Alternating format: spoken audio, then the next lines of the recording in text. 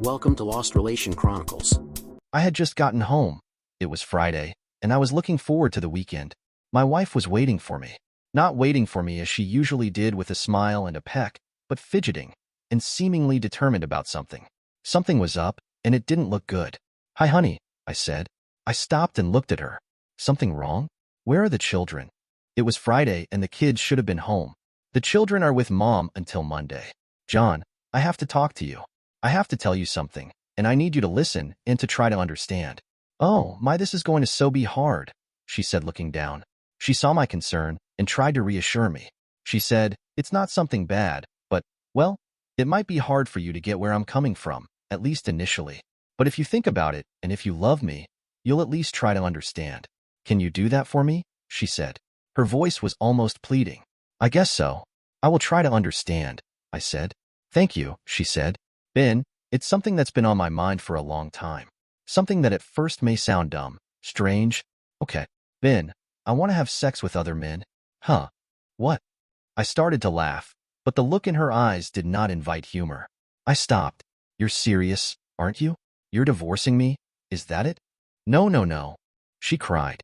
"I love you more than anything. I will never leave you, Ben. You can be sure of that. This is just something that I need to do.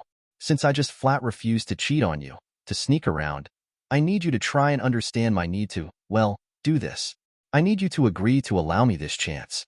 Can you understand what I'm saying?" At first, I was speechless, but then something else began to take over inside of me. It was anger. "Understand? No, I don't understand," I said. "And I don't agree to any such thing. Then I'm going to do this whether you like it or not. I was hoping I could get you to understand this need I have. I have never cheated on you, and I am not going to do so now. I am letting you know up front. I promise to take precautions and to deny you nothing in our bed." But she could see my mind was wandering. I wasn't hearing her anymore, or maybe I was. I just wasn't reacting like she thought I should. "Ben Mason, are you hearing me? This has nothing to do with us." "Nothing, am I clear?" She paused and watched for my reaction. I didn't move. I just sat there staring. I appeared to be all but catatonic. My wife of 17 years had just destroyed me and expected me to actually like it, or at least tolerate it. I didn't and I wouldn't. Not ever. "Ben, I need this. I am getting to the stage in life where I really need this. Please understand. I was a virgin when we married. I have never known another man. I hardly even ever made out before I met you. I really, really need to know what it is all about. Sex, I mean. The difference, I don't know. I just need to try it.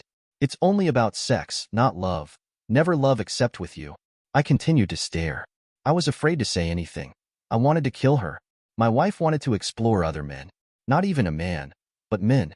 The most shocking part of the whole mess, and it was a big mess, was that she expected me to be okay with it. "Ben, say something," said his wife. "Kathy." I couldn't finish. I rose and headed upstairs to the bedroom. Our bedroom. What had been our bedroom. Now it was nothing to me. I was sick and broken spiritually. My body was devoid of sensation. I was giddy with fear. It had only taken her 15 minutes, maybe less, to destroy our marriage. I sat on the bed thinking, or rather trying to think. I knew I had to get out of the house and away from my wife, a wife that was about to cuck me. And she was going to do it. How had she phrased it? Whether I liked it or not. I had been a marathon runner in college. Running or long-range walking always helped me to clarify my thinking. I decided to walk far. I changed out of my suit and into loose-fitting jeans, a Henley, and my $200 running shoes. I grabbed my wallet, a cap, and my sunglasses. I went back downstairs. Kathy was still sitting where she had when she announced her plans to experiment sexually with other men. I stood for a moment staring at her once again. She seemed a stranger to me. I looked back at her, my hand on the doorknob. "Who are you?" I said. I turned and walked out the door. "Ben, where?" Her words were lost as I slammed the door hard behind me. I moved at a rapid pace. I was already past the neighbor's house when I heard her yelling for me to come back and talk to her. She caught up to me and walked beside me until she was out of breath. "Ben, where are you going?" We need to talk. I love you. I am not doing this to hurt you. There is still in us, really. I love you. Please come back." "Ben." She gave up. I think she'd collapsed on the sidewalk, but I didn't turn to see. I couldn't look at her. She was in no way able to maintain the pace I was setting. I could still do a marathon in under than 3 hours, no sweat. Soon I was 2 blocks up the street, and she was no longer anywhere to be seen. I turned the corner and changed gears. I went into overdrive, as I called it. I was cruising. I could go forever at this pace, and maybe I would. We'd met in college. She was handing out cups of water to participants in a 10K tri-meet. I had won the race that day. I had won, I later told her, because I was trying to get back to find her before she got away from me. I had caught her just in time, just before she would have been lost in the crowd of fans, family members, and supporters. We'd hit it off immediately. She was a secretary to the dean of the business school. She'd never finished college, but she had managed to land a sinecure of a job because of her attention to detail and her ability to navigate around the printed word. I was a grad student at the time in electronics and computer science, a double major. We dated for 6 months before we had sex, and it was mind-blowing. Though a virgin, the girl could screw, and she loved it. It never occurred to me at the time, but she was a natural-born bitch. There were signs. She just never became one. For months after my graduation, and 14 months after we'd met, we married. I was 26, and Kathy was a year older than me at 27. Yes, and I'll say it again, she was still a virgin at age 27. Callie and Ben, Jr. came along in years 9 and 10 of our marriage respectively, and we prospered. Kathy was still a secretary for the dean, and I was working as a computer systems engineer for Browns Limited, a company that was doing cutting-edge research and development for the military. My boss, and the owner of Browns Limited, was Alistair Brown, a 60-ish bachelor with an almost manic work ethic. Alistair and I were not merely boss and employee. We were close friends. Kathy and I had now been married 17 wonderful years, or so I had thought. That is, I had thought that they had been wonderful. Evidently, Kathy thought otherwise. During the past several months, Kathy had become, well, antsy. No big G, just kinda short with me on occasion, and less often with the children as well. This last had caused a couple of pretty heated arguments. Being short with me was one thing, but not with the children. I wasn't going for that. I considered that she might be going through the change of life. I wasn't much up on female biology, but I was aware of some things. I had been meaning to check into it more, but I just never got around to it. Now, as I walked, I wished I had. I don't know where your brother is, Elizabeth, Liz. He just up and walked out of the house, and I haven't seen him since 5 p.m. Friday, said Kathy. That's why I called you. I've been frantic. I'm really worried, Liz. Liz, what am I going to do? Elizabeth Mason could have been my wife's twin, and they had more than once been taken as sisters. Both had flowing red hair, curvaceous figures, and the cutest freckles that any man could want. Elizabeth was maybe an inch taller than Kathy at 5'7", but otherwise they were near clones of each other. But Liz was very different in personality. She was tough-minded, slow to speak unless challenged to do so, and still single at age 40. No, she wasn't in a relationship, but she valued her independence, and that was enough for her. Are we talking about our Ben, my brother? Said Elizabeth Mason. This is not like him. We had a little tiff, and he just up and walked out. I tried to get him to talk to me, but he wouldn't, said Kathy. Kathy, we'll find him. I don't know what you two argued about, but if he walked out on you, and his children, it had to have been something pretty bad. I don't suppose you'd like to enlighten me, said Liz. It's personal, said Kathy. And it was certainly nothing that should have caused him to leave us. I told him a dozen times I loved him. Why can't he get that through his head? Well, I don't know, but when we find him, I'm gonna find out. Anyway, you waited long enough to call me. He's had 2 days head start, said Elizabeth. Her words carried a hint of sarcasm.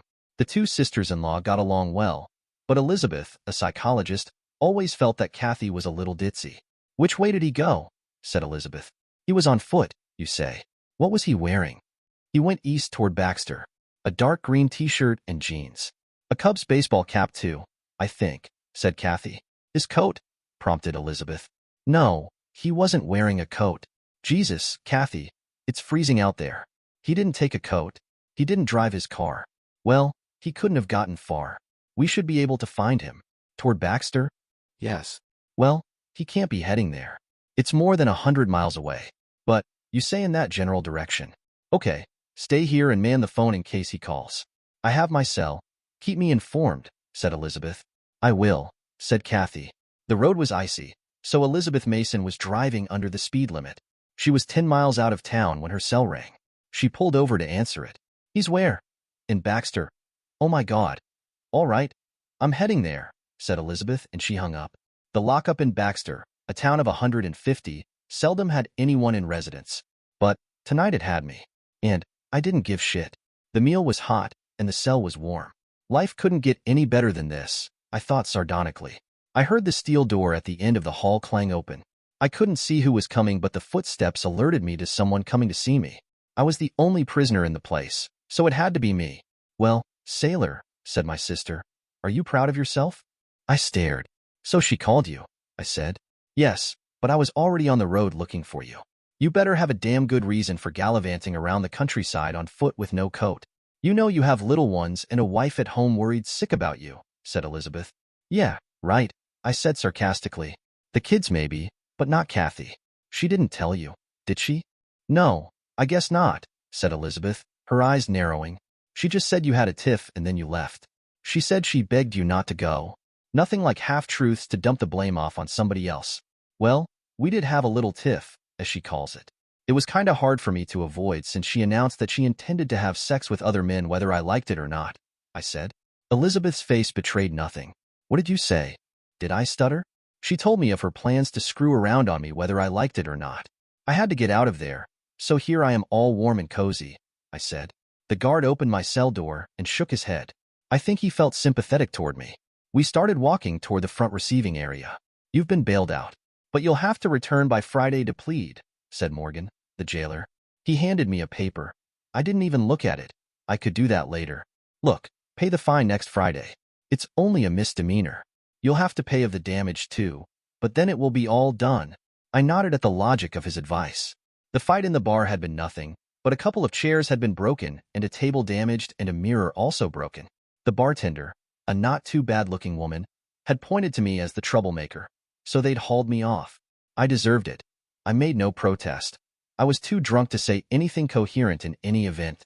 On the 2 hours-plus drive back, my sister grilled me. Having told her my story, she was silent for some time. Then she began her analysis. I was her patient, and she was going to help whether I liked it or not. Women, Ben, women, go through changes men can't understand. It's a hormonal thing. It frightens us. It can make us feel insecure. Lots of things, she said. I'm not an idiot, Liz, but other women don't go out and screw other men in order to get better, I said with conviction. Actually, they do, Ben. 60% of men and 40% of women screw around during their marriage. It's the biggest reason for the 52% divorce rate in this state. Kathy is going through that stage in her life now, and she needs your support. I started to say something, but she raised her hands to stop me. No, I am not saying that you should let her screw other men, but you need to talk to her, to hold her hand, and to lead her out of the place she's at. She needs you, and I'm afraid it's going to take a while.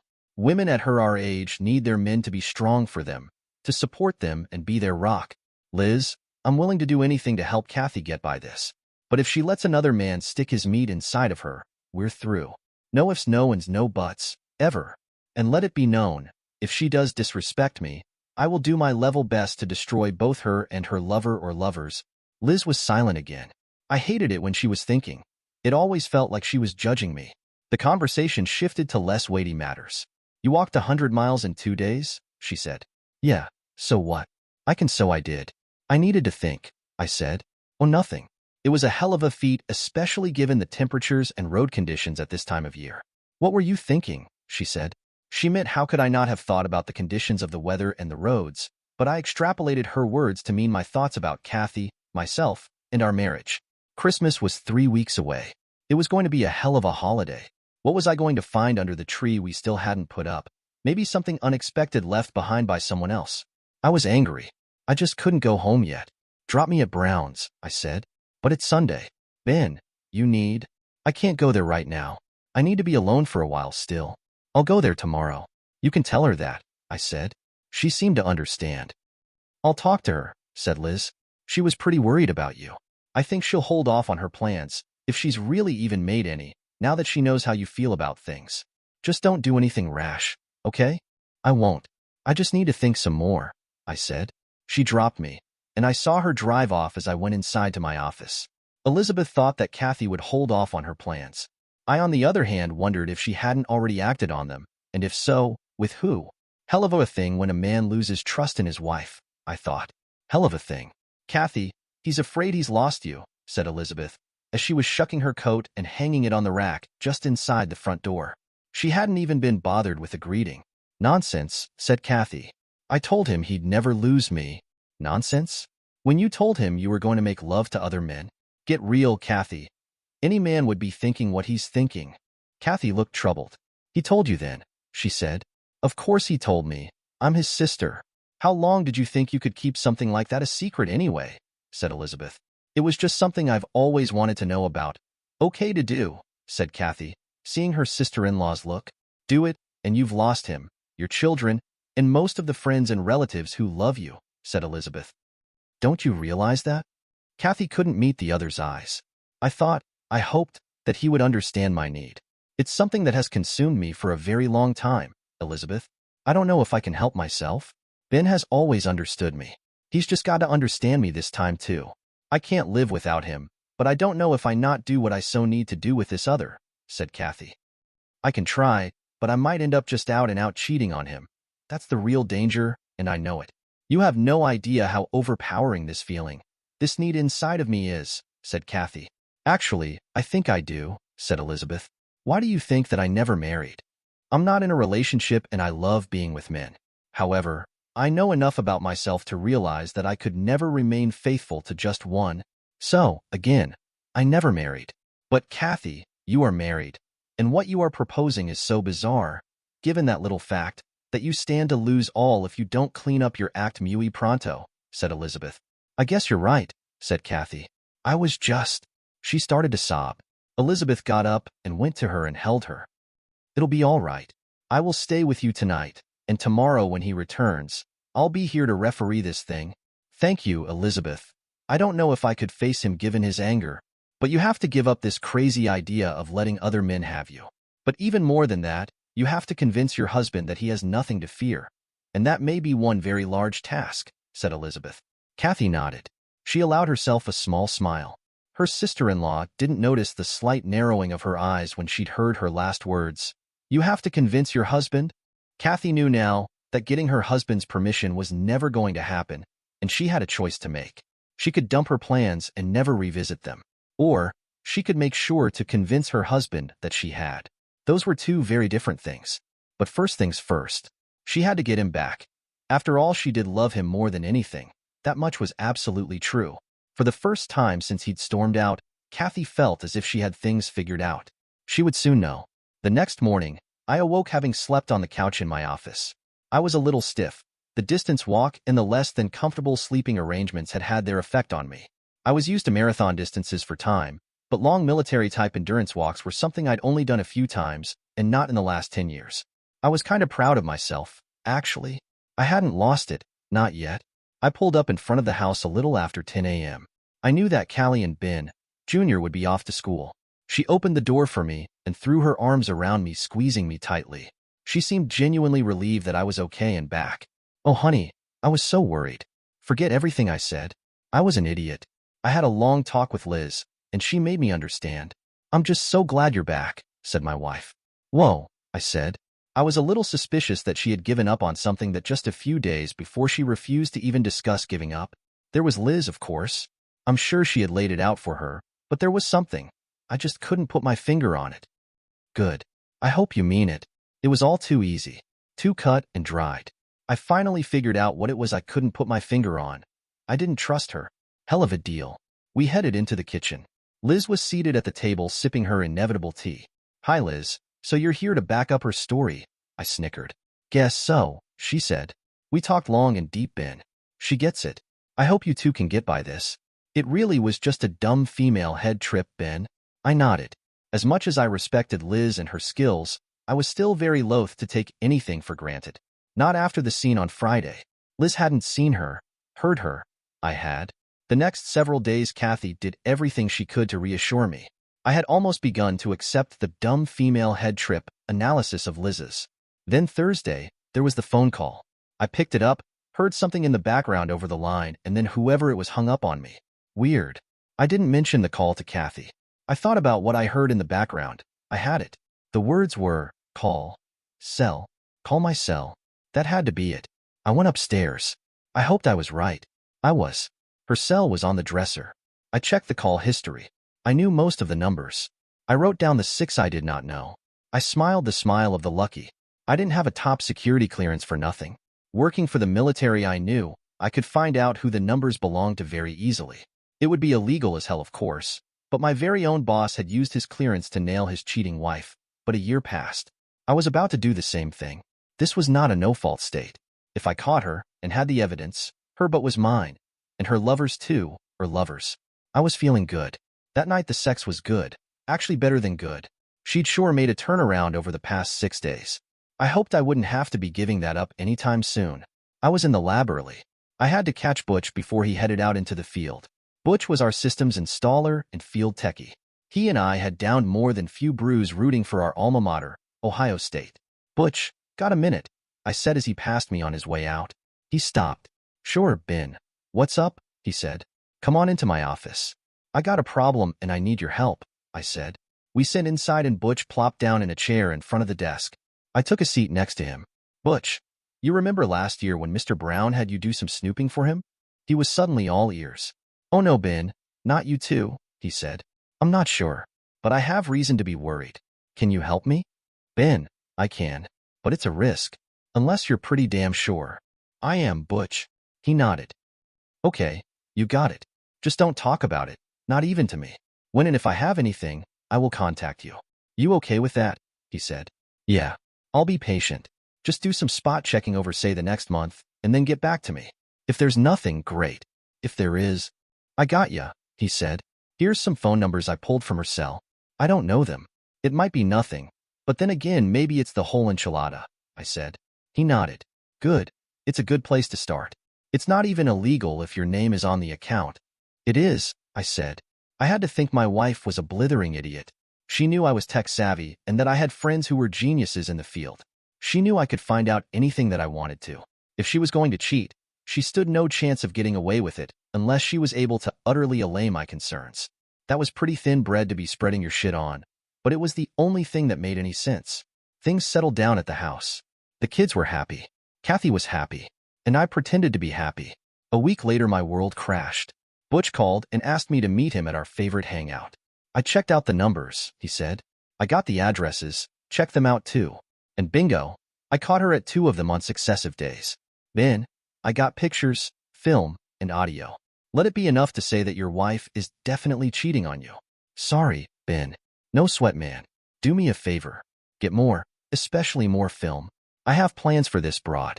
I don't care what it takes. I'm going to take her down and her lovers with her. You got it. Ben, you gotta know. This was so easy. I kinda wonder if she isn't running some kind of a sting. Keep it in mind. I just don't see your wife as being this dumb. I won't be using any of this stuff in court anyway. I have another use in mind, I said. He smiled. Butch did love espionage. It took 3 weeks.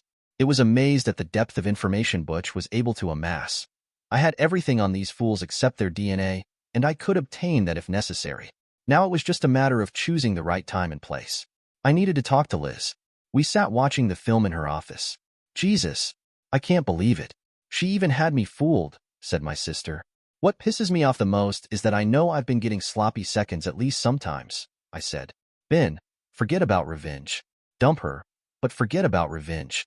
It'll only eat at you in the afterglow, and someday your kids are going to be making judgments about the both of you. Don't give her any ammunition, she said. I was writhing in mental agony, but I knew she was right. Revenge, at least anything overt, was out of the question. But that did not mean I couldn't get back at the lovers. She was going to be one very unpopular lady in very short order if I could work it. Okay, it turned out that she had 5 lovers, not 6. The other number I'd secured had been a wrong number to her cell. 4 of her liaisons were married. All of the married 4 had children underage. 2 were men whose careers I could seriously compromise with very little effort. One a state politician, the other a goddamned priest. Kathy had stepped in very deep poop. Oh, the power of a woman's sexual drive. Power had indeed corrupted her absolutely. I now had a far better understanding of my sister's choice to remain single for so long. Clearly, Kathy would have been well served to have done the same. My only concern was for the children of the cheaters, and of course my own. Mine would be with me. About that there would be no compromise. I would allow Kathy open-ended visitation, but no boyfriends would ever be allowed near them, or else. I was going to give her the house, but take everything else. I would move myself and the children into a very nice 3-bedroom condo, close to the new elementary school that each of them would be attending. It was time to go to war. A techie friend of mine blurred my wife's face in 5 of the most damning videos and made copies for the wives and important others in the lives of the 5 a-holes. 2 other copies were made to send to a specially selected TV station to bring down the pole and the priest. I thought about suing the a-holes too, but that would have left Kathy open to cross in court, and I needed to protect her to some degree in order to protect my children. I was at least partially heeding Liz's advice. It occurred to me that technology might just put an end to extramarital affairs at some time in the future. It was getting just too easy to nail these jackasses. On D-Day, I went to work early. I stared at my computer. I had it set up and ready to go. 1 double-click and 4 husbands would likely soon be 4 ex-husbands, and 1 other guy would probably be spending a long time singing hymns in some remote monastery. I double-clicked. Oh yes, there would soon be hell to pay. I smiled. I was Joshua at the walls of Jericho, and dim walls would be a tumbling down, down, down. I told my section boss that I was taking the rest of the day off, and I went home. I wondered how long it would be before Kathy got the news, or even if she would. Just in case, I loaded one of the videos in the player and turned on the TV. 1 button to push, and she would be treated to herself starring in some very provocative film clips. It would signal the end of many things, our marriage included. I went upstairs to take a nap. I had a thought. I went to the phone, picked up the pad there, and wrote a note on it. It said simply, "Play video." An hour later I heard her car and the garage door open and close. She was home. I waited the top of the stairs more or less out of sight. I saw her stop in front of the TV and read the tape note. She walked over to the player and punched the start button. I could see she was nervous. I couldn't see the video as it played, but no more than 1 minute into it she fainted. The video continued to play. I came downstairs and turned off the machine. She came to about half an hour later. I was sitting on the couch waiting for her to come out of it. She saw me. "I guess you hate me, don't you?" she said, groggily. Yes. "No chance for me?" "None," I said. "I will give you the house.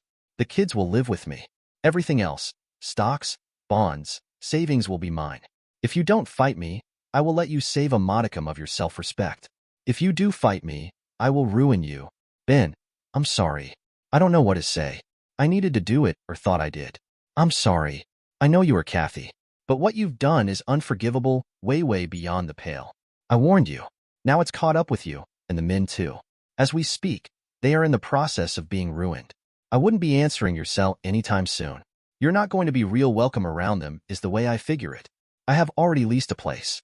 The children will be taken there by Liz after school today. You will be allowed visitation whenever you want, but none of your men friends, not ever them. Are we clear?" She nodded. So far to her credit, she hadn't begun to cry or make excuses.